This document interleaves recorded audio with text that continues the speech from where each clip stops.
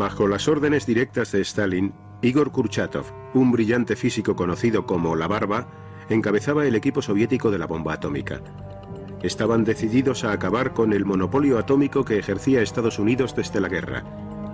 El 29 de agosto de 1949 alcanzaron el éxito.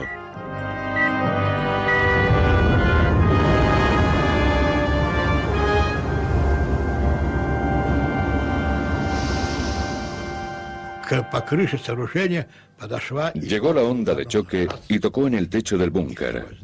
1, 2. Como si fuera el genio de la lámpara liberado por nosotros, nos daba una palmadita y las gracias por haberle liberado de su largo cautiverio. Era el inicio de la carrera nuclear.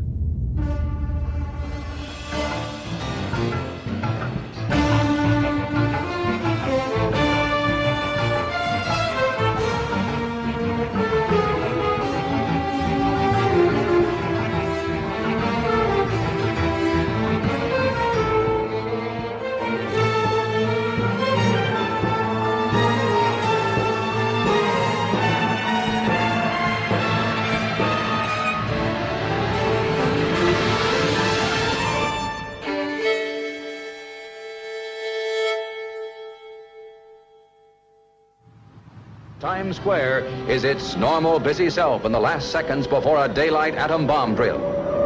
Estados Unidos se prepara para un ataque nuclear. The siren's wail sends New York's inhabitants to shelter. All buses, taxis, and autos discharge their passengers, who are guided by wardens to shelters. Movement is rapid but orderly.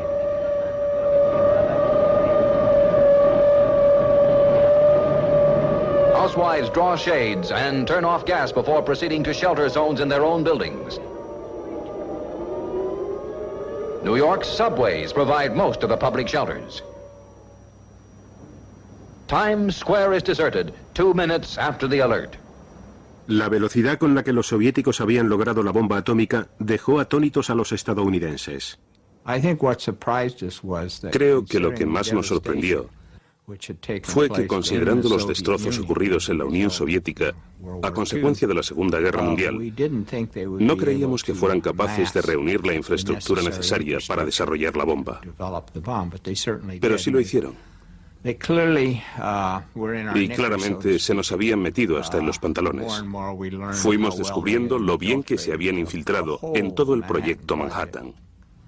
Algunos de los científicos que trabajaron en la primera bomba atómica estadounidense, el proyecto Manhattan, opinaban que los Estados Unidos no debía ostentar el monopolio de las armas nucleares. Klaus Fuchs, un ciudadano británico nacido en Alemania, era uno de ellos. La gente le usaba de canguro. Era muy educado, una persona muy discreta. No teníamos ni la menor idea de que tuviese esa doble personalidad o ese doble interés. En enero de 1950, Fuchs fue arrestado en Londres y acusado de pasar los diseños de la bomba atómica a la Unión Soviética. Fue sentenciado a 14 años por espionaje.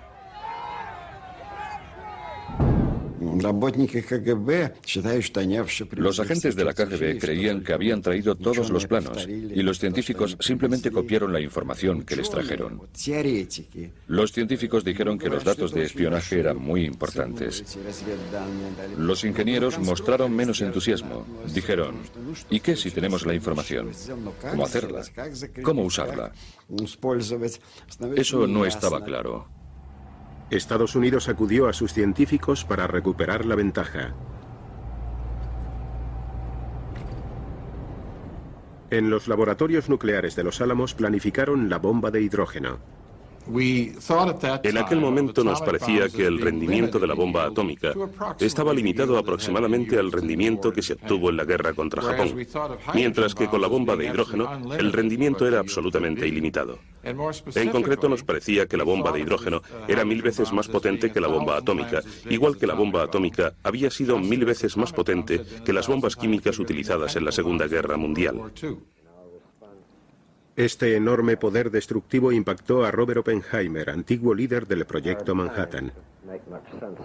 Él y varios de sus colegas sostenían que tales armas ponían al mundo entero en peligro. If there's another world war, this civilization may go under. We need to ask ourselves whether we're doing everything we can to avert that. Estados Unidos temía que si ellos no fabricaban una bomba H, los rusos lo harían. El presidente Truman dio el visto bueno. El atolón Nehuito en el Pacífico fue el lugar escogido para albergar la primera explosión termonuclear del mundo. En 1952 la operación Ivy estaba lista.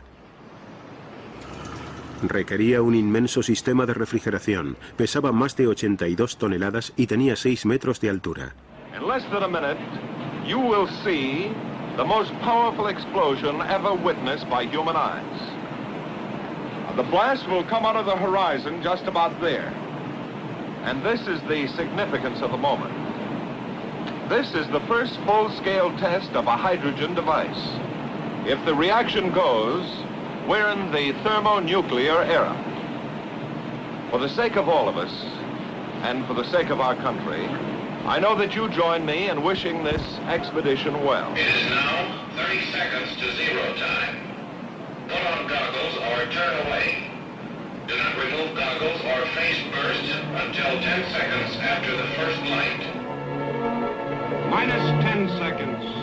9er, 8, 7, 6, 5er, 4, 3, 2, 1, T0. El 1 de noviembre de 1952, la primera bomba de hidrógeno del mundo explotó con una fuerza equivalente a más de 10 millones de toneladas de TNT.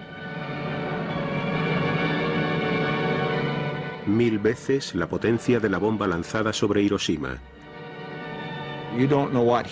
Uno no sabe lo que es el calor hasta que sientes el de una bomba de hidrógeno de 10 megatones. No para. El calor va subiendo más y más. Y empiezas a preocuparte, aunque estés a unos 30 kilómetros de distancia. Por supuesto, la isla entera desapareció, lo cual fue muy impresionante, y la laguna entera tenía un color blanco lechoso. Luego nos pidieron que fuésemos a recoger muestras, así que nos subimos a una lanchita con unos cubos y fuimos hacia el cráter cogiendo el material radiactivo para llevárselo a los químicos y que lo analizaran, y así poder establecer el rendimiento. Pero éramos jóvenes y fue muy divertido. Mientras Estados Unidos desarrollaba la bomba de hidrógeno, una guerra convencional había estallado en Asia. Korea is a small country, thousands of miles away. But what is happening there is important to every American. The fact that communist forces have invaded Korea is a warning that there may be similar acts of aggression in other parts of the world. El Congreso aprobó un aumento de 40.000 millones de dólares en el presupuesto de defensa. Truman, reacio a volver a utilizar armas nucleares en Asia, luchó contra los comunistas de Corea con armas convencionales.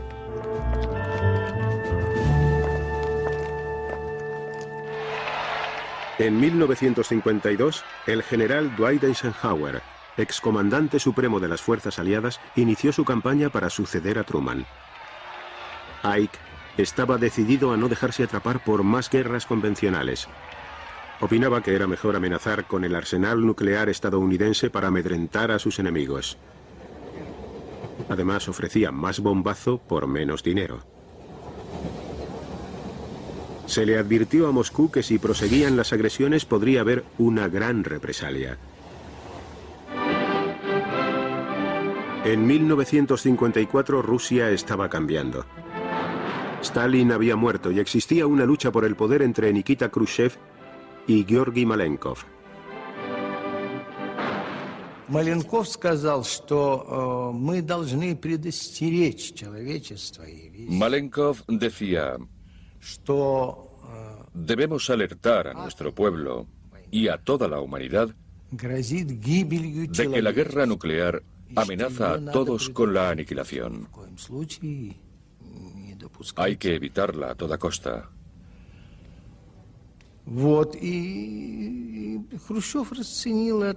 Pero Khrushchev lo veía como un intento de desarmar y debilitar al pueblo soviético. Ese mismo año, los líderes soviéticos presenciarían una demostración de su poder nuclear. Атомная бомба сброшена.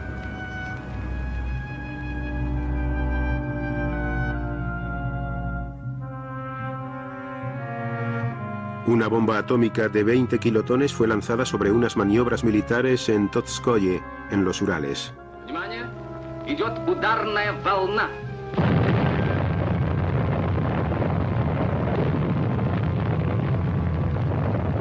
Al explotar la bomba, las tropas avanzaron sobre la zona radioactiva. El Ejército Rojo se preparaba para la guerra nuclear. Я был в группе разбора этого учения и хорошо помню. Yo era miembro del equipo de asesores para aquella prueba. Министр обороны тогдашний маршал. Recuerdo muy bien cómo el mariscal Bulganin, ministro de Defensa, dijo que las armas nucleares no eran tan aterradoras como habían advertido los imperialistas.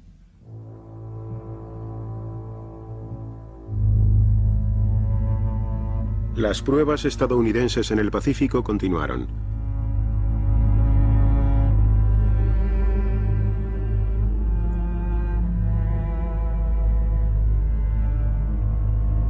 En 1954, la Gamba debía explotar con una fuerza de unos 5 megatones, pero los cálculos eran erróneos. El viento propagó la radioactividad mucho más lejos de lo esperado. No estábamos preparados para tanta potencia, de modo que la zona de alcance fue mucho mayor. Y, por desgracia, había un pesquero japonés, creo que se llamaba el Dragón de la Suerte, sobre el que cayó parte de la radiactividad. No tenían ninguna información de qué era aquello, y estaban muy lejos. Y antes de poder enviarles la información, o detectarle siquiera, algunos tripulantes sufrieron los efectos de la radiación. Los pescadores se encontraban a más de 130 kilómetros de distancia cuando se vieron engullidos por una nube de polvo radioactivo. Una vez más, los japoneses han sido envenenados con las cenizas de la muerte, titulaba un periódico japonés. Los 23 tripulantes enfermaron y uno murió. Me pareció una desgracia que unos seres humanos hubiesen resultado afectados. Pero la gente sufre daños con toda clase de cosas. No entiendo por qué la reacción del público fue tan grande. Tal vez porque la prensa tiene un efecto tremendo sobre la opinión pública. Pero no era solo la prensa. Un excientífico de Los Álamos también estaba preocupado.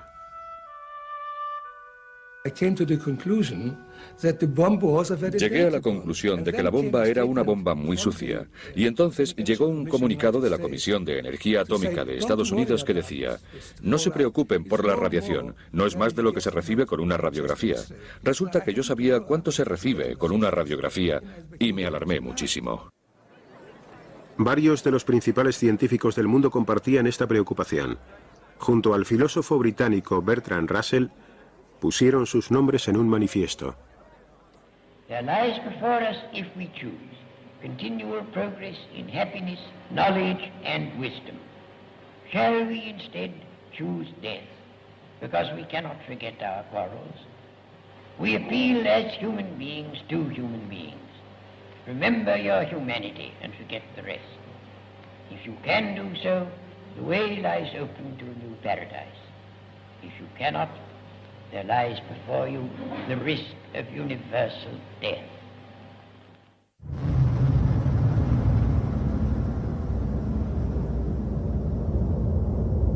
En 1955, Rusia lanzó la primera bomba H aérea.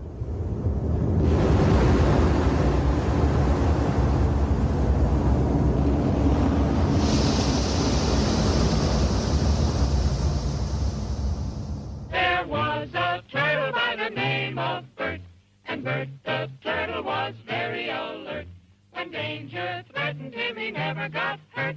He knew just what to do.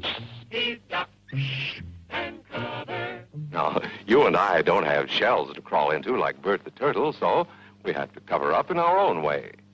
First, you duck, and then you cover. And very tightly, you cover the back of your neck. Nos metíamos debajo del pupitre y nos quedábamos allí hasta que nos ordenaban salir. O en algunos casos, en algunas clases, había guardarropas a un lado y entrábamos, cogíamos el abrigo, salíamos al pasillo y literalmente nos acurrucábamos contra la pared. Remember what to do, friends. Now tell me right out loud. What are you supposed to do when you see the flash?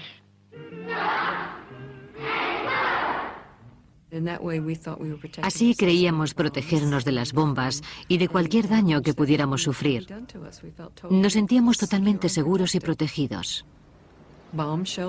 Los refugios, construir refugios en el jardín, era algo que se veía mucho en las revistas y te hacía pensar que eso sucedía realmente en algunas zonas residenciales de Estados Unidos.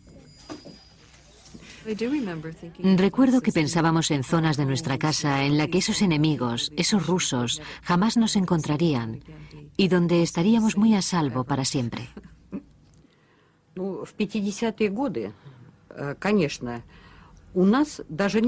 los años 50, ni se nos pasaba por la mente que los americanos tuviesen miedo de una invasión soviética.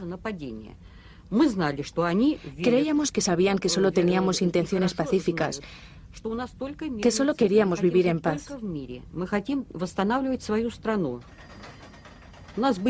Queríamos reconstruir nuestro país. Teníamos nuestros planes quinquenales. En ninguna parte estaba escrito que quisiéramos invadir a nadie.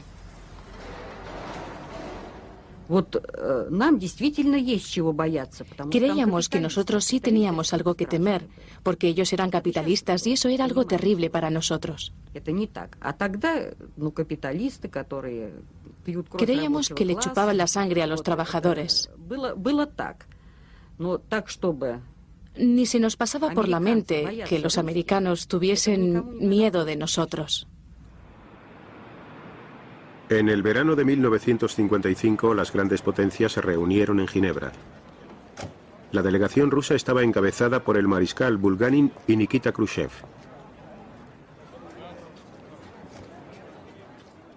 La propuesta más sorprendente de Eisenhower fue la de cielos abiertos. Ike sostenía que su plan rebajaría las sospechas mutuas, pero también desvelaría los secretos de la máquina militar soviética.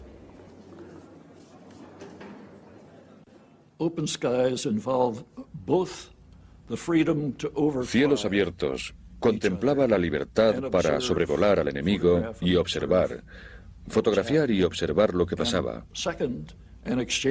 así como el intercambio de planos, como dijo Eisenhower, de los programas militares de ambos bandos.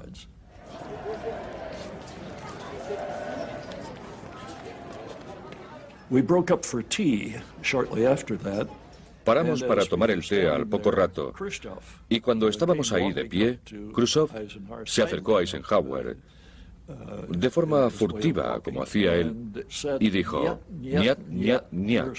Lo que quieren es mirar en nuestro dormitorio". Y cuando nos fuimos, Eisenhower dijo: "Ahora ya sabemos quién está al mando de la delegación soviética". Ese mismo año, en la exhibición aérea de Moscú, los soviéticos permitieron que Occidente viera sus nuevos cazabombarderos, llamados bisontes.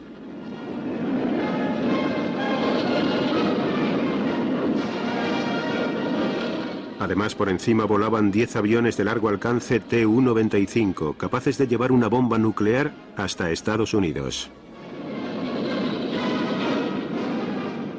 Для американцев появление до десятка Ту-95 способных достичь цели. Para los americanos, ver 10 aviones capaces de llegar hasta Estados Unidos fue una conmoción. Считалось, что поскольку баллистических ракет еще не было, en aquella época, en ausencia de misiles balísticos, suponían que la Unión Soviética no tenía medios para bombardear América.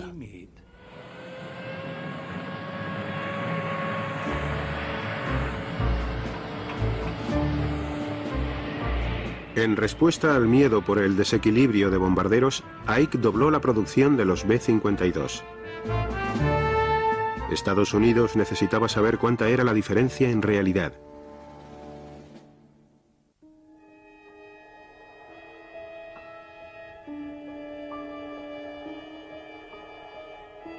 En California se estaba estrenando un avión de reconocimiento fotográfico secreto. Estaba diseñado para volar a 17.000 pies fuera del alcance de los cazas y los misiles antiaéreos. Era el U-2. Controlados por la CIA, estos largos vuelos sobre territorio soviético suponían un riesgo evidente, pero la información que podían obtener sería vital. Ike se la jugó. En uno de los vuelos que hice, pasé por el Engels, la llamada base Engels, y para mi gran sorpresa y alegría, estaba llena de bombarderos Bisonte. Supe al instante que había descubierto que sí había un desequilibrio de bombarderos, que aquella debía ser la foto más importante jamás tomada por un piloto de reconocimiento.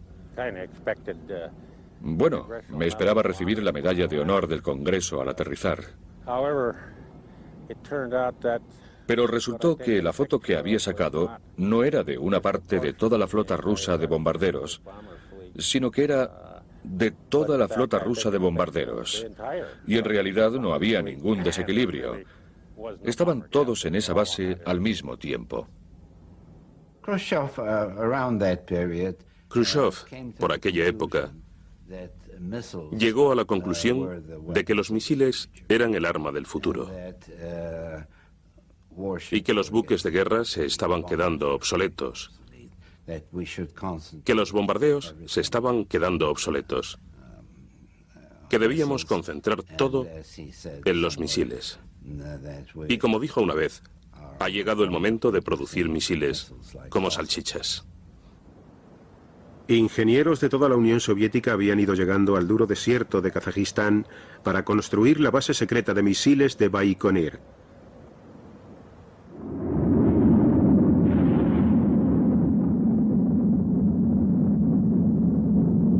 El 15 de mayo de 1957 empezaron a probar el primer misil balístico intercontinental del mundo, un ICBM. Teníamos que guardar un secreto tan estricto que no podíamos mencionar la palabra misiles ni entre nosotros mismos. Lo llamábamos el mecanismo, el producto. Lo llamábamos querido. Ese romanticismo nos ayudaba a vivir, a seguir adelante. Producir misiles era solo el primer paso. El siguiente sorprendería al mundo entero.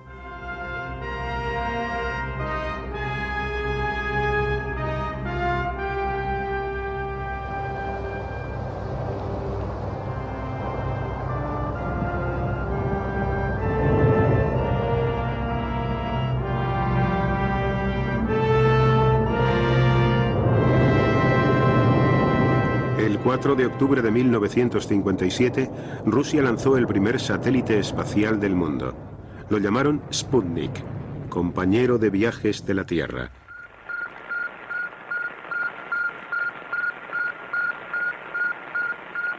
Los estadounidenses daban por sentado que su país era el más rico y el más avanzado tecnológicamente del mundo. Ahora, con el Sputnik en la órbita de la Tierra, todo eso cambió. Rusia había ganado la primera prueba de la carrera espacial. Por todas partes, ojos y oídos se volvieron hacia el cielo.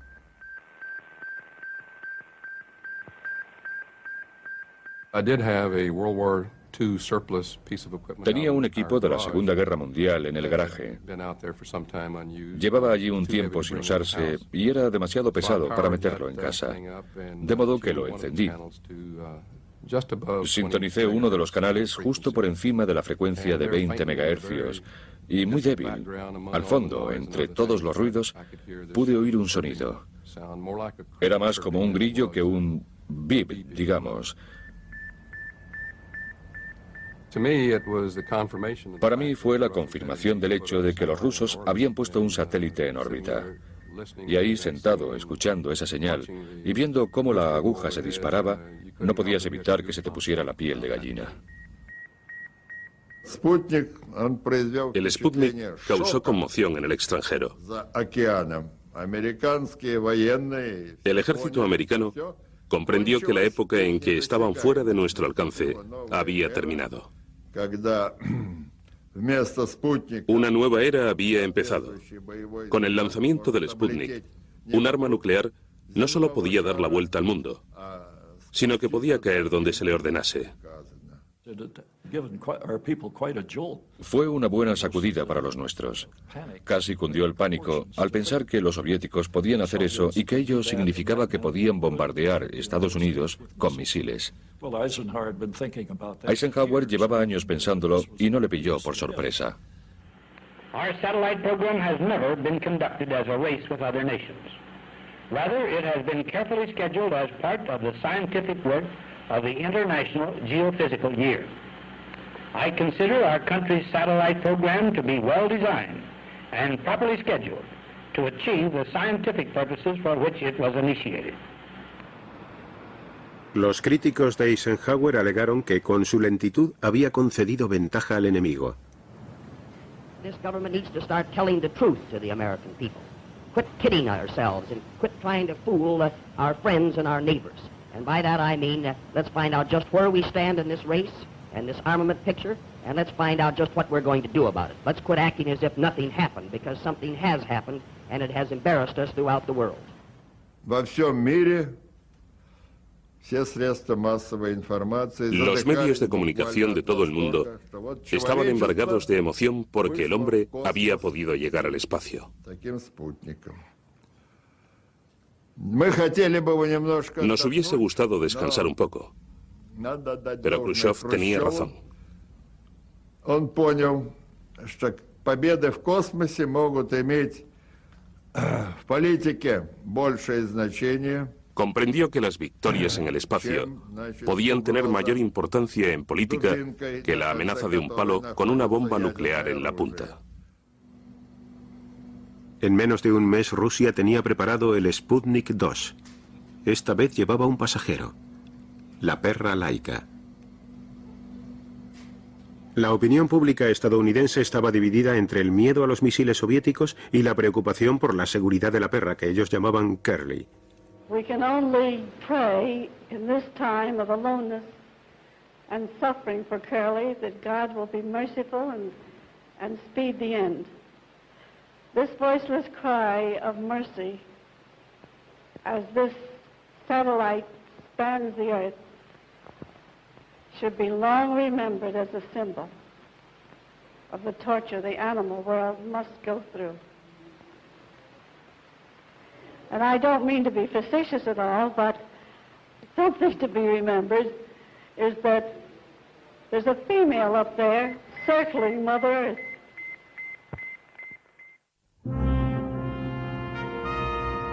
Para alcanzar a los rusos, Estados Unidos impulsó su propio programa de satélites. The Army and the Air Force were very eager to put up a satellite. El ejército y las fuerzas aéreas estaban ansiosos por lanzar un satélite. Eisenhower dudaba sobre sus propuestas y decidió llamar a la Marina para que fabricase un nuevo satélite llamado Vanguard, y que solo estaría dedicado a fines civiles y pacíficos. And so at the sunrise hour of the launching day, the U.S. scientists realize the world is watching and waiting. Success or failure will bring equal headlines. That is one price of greatness. And the Americans who sweat this one out at Cape Canaveral know their fledgling is on the spot.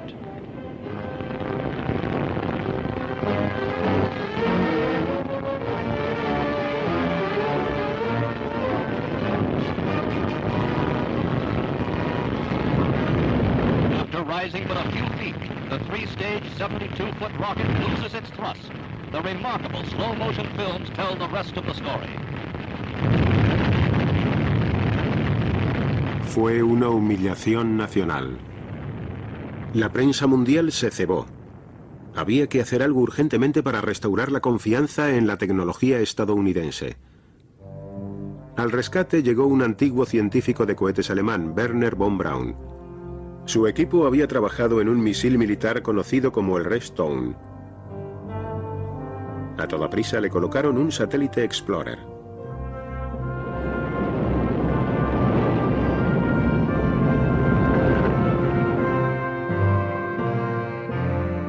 Funcionó.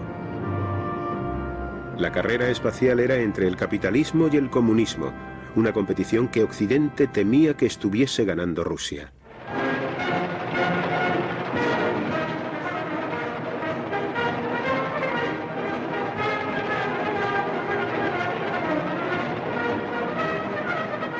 Rusia rebosaba orgullo y rindió homenaje a sus nuevos héroes científicos. Estados Unidos, decidido a ponerse al día, se concentró en la juventud. Muy pocos alumnos estudiaban ciencias o ingeniería. Demasiados se apuntaban a carreras más blandas. Se aprobó la Ley de Educación de Defensa Nacional. Como consecuencia, mi exmarido se hizo ingeniero, mi hermano se hizo ingeniero. La mayoría de las personas que conocía en mi pequeño entorno se hicieron ingenieros. Después de aquello se pasaron a otras cosas, pero estábamos muy condicionados a la hora de pensar que eso era lo que debíamos hacer. En 1959, el vicepresidente Richard Nixon inauguró la Exposición Nacional de Estados Unidos en Moscú.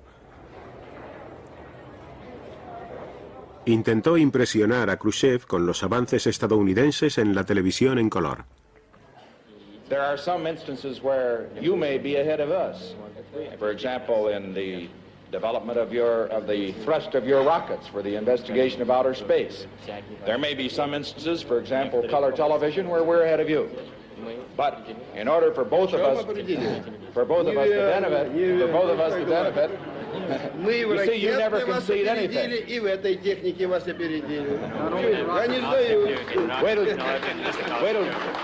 Wait till you see the picture.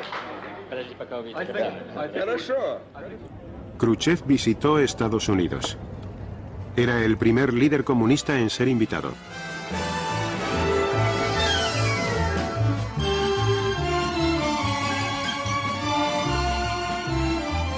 En Hollywood, las estrellas acudieron a entretenerle. En las calles, la gente le dio una gélida bienvenida.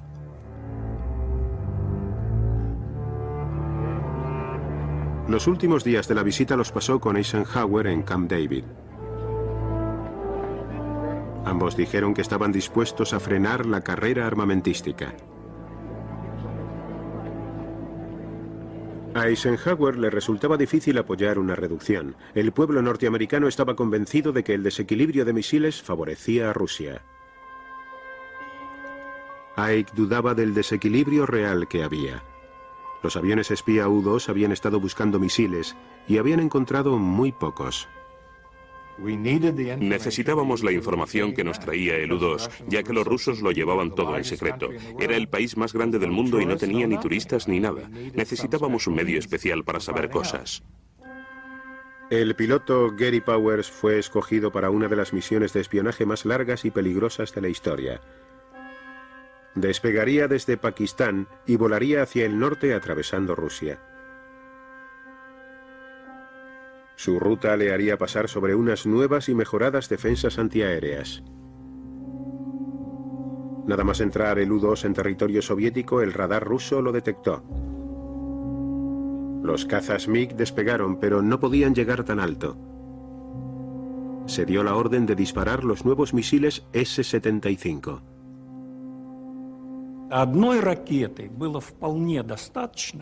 Con un misil bastaba para derribar el avión de Powers.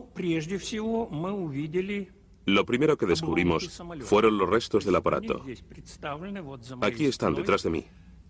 El fuselaje, las alas y los depósitos. A Eisenhower le dijeron que el avión había desaparecido y que quizás tendría que hacer un comunicado público. Le recordé que teníamos una historia falsa que podíamos usar y que consistía en decir que el avión estaba a gran altura, que era un avión meteorológico que había debido desviarse. Y eso contamos. It is entirely possible that having a failure in the oxygen equipment, which could result in the pilot losing consciousness, the plane continued on automatic pilot for a considerable distance and accidentally violated Soviet airspace. Там же, естественно, и самое главное, так сказать, y la prueba principal, por así decirlo, era el propio Powers y su equipo. Были и такие вещи, как Llevaba con él una aguja envenenada y una pistola con silenciador.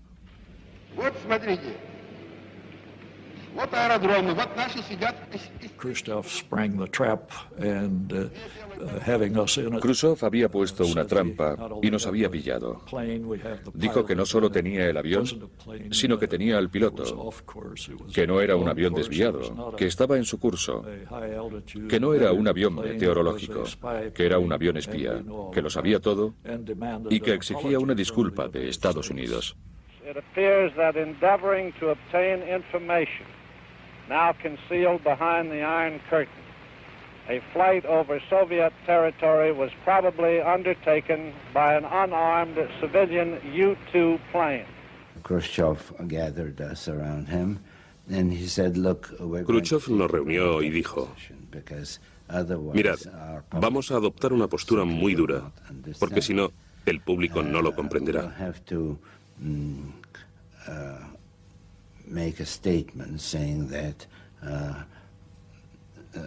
Emitiremos un comunicado diciendo que el presidente debe pedir disculpas, debe castigar a los responsables de estos vuelos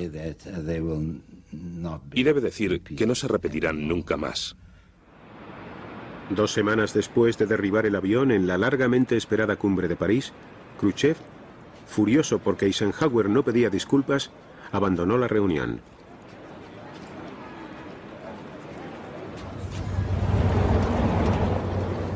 La cumbre se vino abajo. En Moscú, el juicio de Powers por espionaje fue un gran acontecimiento mediático. El mundo vio cómo habían pillado a Estados Unidos con las manos en la masa. I ask the court to weigh all the evidence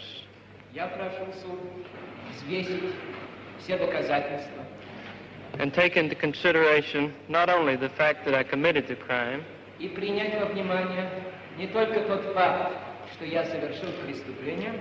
but also the circumstances which led me to do so.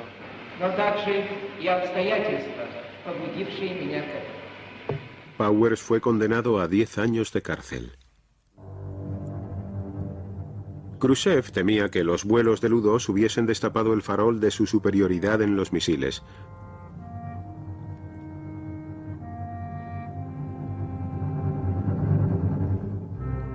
En el cosmódromo secreto de Baikonur, los ingenieros estaban probando un nuevo ICBM.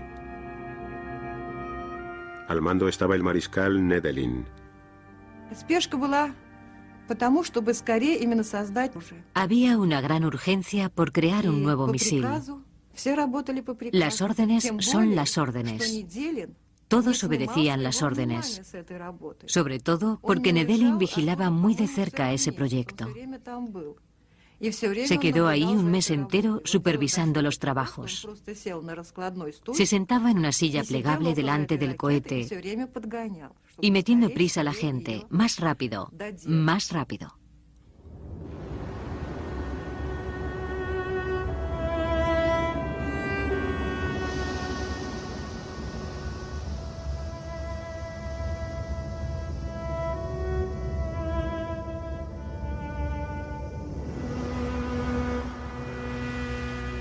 Al colocar un panel de control, el motor ardió en llamas.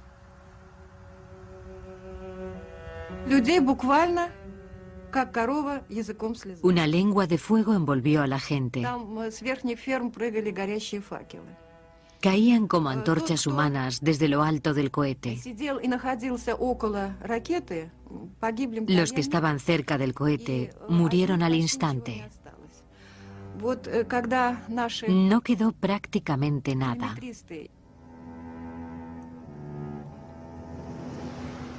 Murieron 189 personas.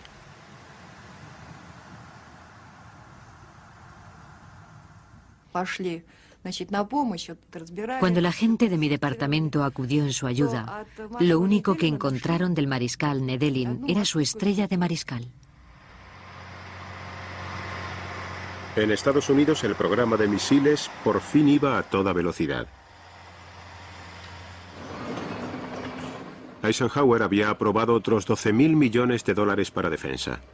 Los misiles Atlas, Thor, Minuteman y Polaris pasaban las pruebas con éxito.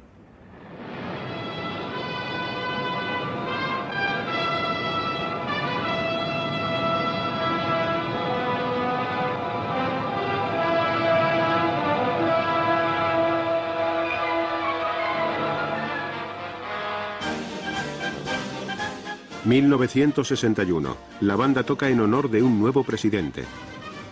A lo largo de toda la campaña electoral, John Kennedy atacó a los republicanos por su débil postura ante el comunismo y en concreto por el desequilibrio de misiles que, según él, Eisenhower había permitido. Kennedy prometió que sus expertos en defensa solucionarían el problema. Yo apenas sabía la diferencia entre un arma nuclear y un arma convencional, pero tuve un contacto y un aprendizaje muy rápidos,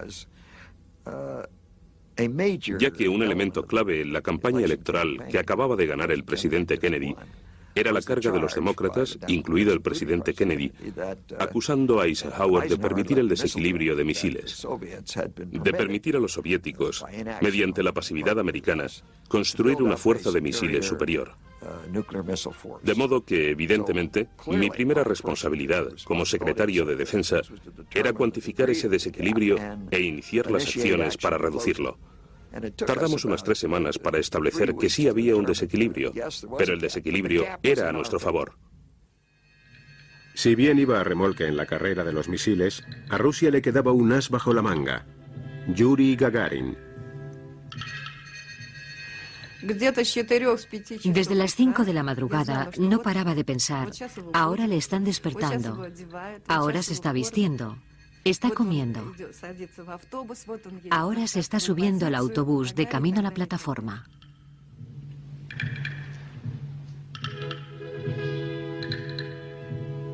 Gagarin había sido escogido para ser el primer hombre en salir al espacio. Detrás de él vemos a su reserva, Girman Titov. Para nosotros era un trabajo corriente. Bueno, no tan corriente porque teníamos que pilotar cohetes y Sputniks, pero estábamos preparados para eso.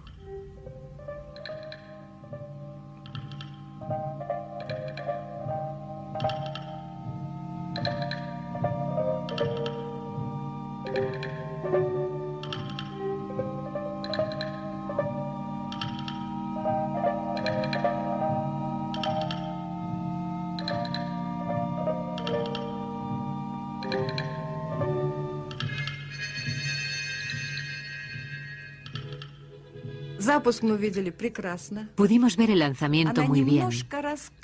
Al principio el cohete empezó a moverse muy poquito y de repente, salió disparado, directo al cielo. Fue de una belleza increíble, sobre todo para nosotros que tanto esfuerzo habíamos puesto en el proyecto.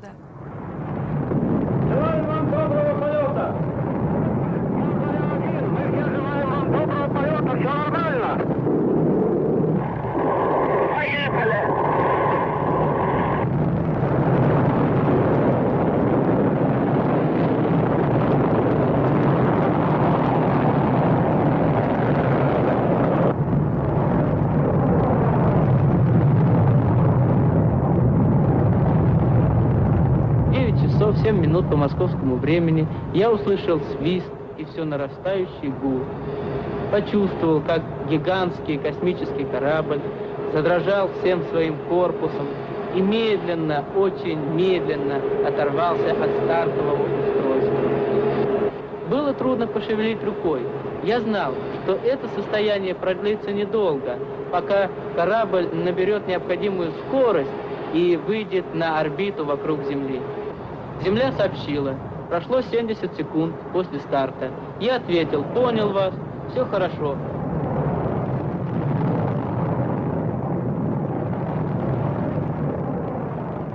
Gagarin dio la vuelta a la Tierra.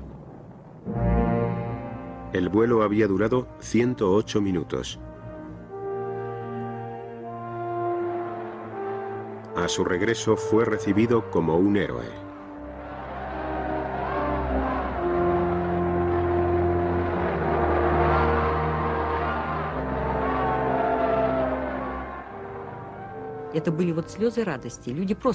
Había lágrimas de alegría. La gente besaba desconocidos en las calles y Gagarin era el amor de todo el mundo. Él y su sonrisa. Todavía guardo su fotografía.